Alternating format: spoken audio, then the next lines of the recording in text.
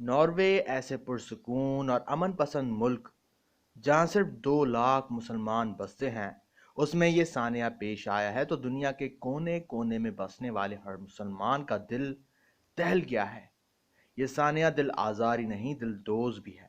پچھلے چند برسوں کے دوران ناروے میں مسلم آبادی میں اضافہ ہوا ہے، تو ساتھ ہی مسلمانوں اور اسلام کے خلاف واقعات میں بھی خاصا اضافہ دیکھنے میں آیا ہے۔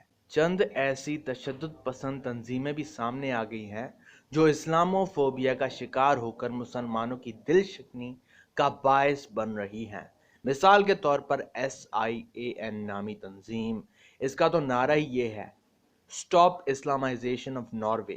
اسی تنظیم سے وابستہ ایک متشدد شخص لورس تھورسن نے 22 نومبر 2019 کو ناروے کے ایک چھوٹے سے شہر کرسٹین سینڈ میں ایسا ہی واقعہ ہوا۔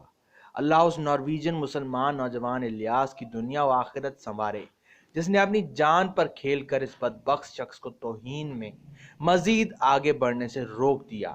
مبینہ الیاس نامی مسلمان نوجوان اگرچہ اب گرفتار ہو چکا ہے، لیکن ہمیں امید ہے کہ ناروے حکومت اس کے خلاف کوئی سنگین مقدمہ نہیں چلا سکے گی، کہ یہ حکومت بھی مسلمانوں کے مذہبی جذبات سے کچھ نہ کچھ آگاہی رکھتی ہوگی۔ حکومت پاکستان نے سرکاری سطح پر اس حوالے سے ناروے سے سخت احتجاج کیا ہے۔ نارویجن سفیر کو دفتر خارجہ بھی طلب کیا ہے۔ افواج پاکستان کی طرف سے بھی توہین کے مرتکب لورس تھورسن کی مذمت کی گئی ہے، اور DGISPR کی طرف سے کہا گیا ہے کہ اسلامو فوبیا عالمی امن کے لیے خطرہ ہے۔ ہم سب توقع رکھتے ہیں کہ ناروے کی حکومت اس بدبخت شخص لورس تھورسن کے خلاف مقدمہ چلا کر اسے سزا دے گی۔ مغربی دنیا میں جب بھی توہین اسلام کا کوئی سانحہ پیش آتا ہے، پاکستان کے عوام اور ہمارے حکمرانوں نے فوری اس کے خلاف اپنے رد عمل کا اظہار کرتے ہوئے دکھ کا اظہار کیا ہے۔ رد عمل میں تو کئی بار کئی پاکستانی شہید بھی۔ کوئی بھی مسلمان حرمت قرآن اور حرمت رسول صلی اللہ علیہ وسلم پر اپنی جان قربان کرنا بہت بڑی سعادت سمجھتا ہے۔ پاکستان اور عالم اسلام کی کئی وارننگز کے باوصف مگر مغرب میں توہین کے واقعات تھمنے کا نام نہیں لے رہے۔ کبھی تھوڑا سا وقفہ آ کر آتا بھی ہے تو پھر اسے زمن میں کوئی نیا سانحہ جنم لے لیتا ہے۔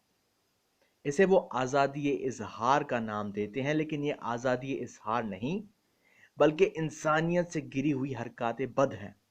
ہمارے وزیر اعظم جناب عمران خان نے بھی 27 ستمبر 2019 کو اقوام متحدہ کی جنرل اسمبلی سے اپنے مشہور خطاب میں مغربی دنیا کو اس طرح متوجہ کرتے ہوئے بجا کہا تھا، اسلامو فوبیا کا تصور مغرب کا اپنا پیدا کردہ ہے۔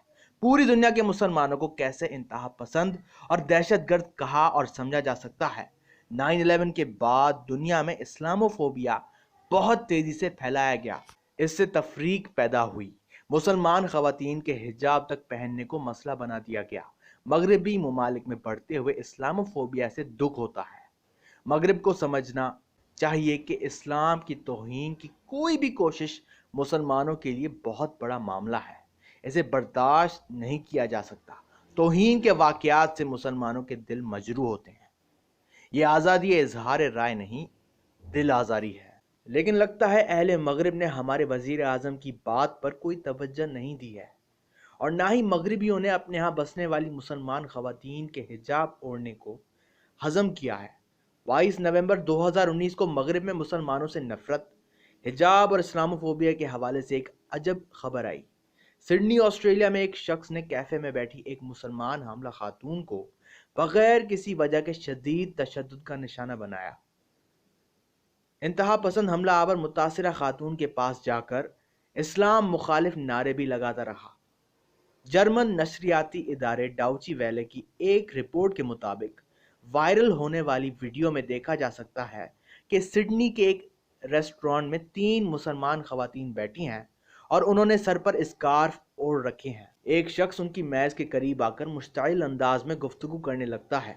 تینوں خواتین اطمینان سے اس کے سوالوں کا جواب دیتی ہیں کہ اچانک وہ شخص ان میں سے ایک خاتون پر حملہ کر کے اس پر گھونسوں اور لاتوں کی بارش کر دیتا ہے۔ حاملہ خاتون زمین پر گر جاتی ہے، لیکن حملہ آور اس خاتون پر مسلسل تشدد جاری رکھتا ہے۔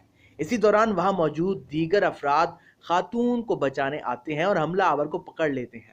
واقعے کے فوری بعد مقامی پولیس نے جائے وقوع پر پہنچ کر 43 سالہ حملہ آور کو حراست میں لیا، جبکہ تشدد کا شکار بننے والی حاملہ مسلمان خاتون کو اسپتال منتقل کر دیا گیا۔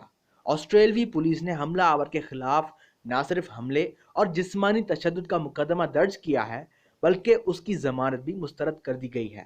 آسٹریلیا کی معروف اسلامی تنظیم Australian federation of Islamic council نے اسے اسلامو فوبیا قرار دیا ہے۔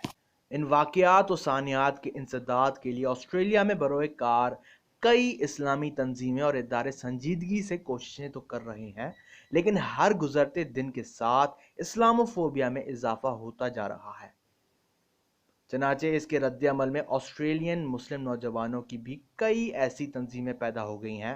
نقصان مگر اس کا یہ ہوا ہے کہ اس رد عمل نے مقامی آسٹریلین شہریوں کو مسلمانوں کے خلاف مزید بھڑکا دیا ہے۔ چند دن پہلے ہالینڈ میں بھی مہاجر مراکشی مسلمان نوجوانوں اور مقامی سفید فام ڈچ نوجوان کے درمیان مار کٹائی ہوئی۔ ڈچ میڈیا نے اس واقعے کو مسلمانوں کے خلاف استعمال کیا ہے۔ مغربیوں میں اسلامو فوبیا کا مرض روز افزوں ہے۔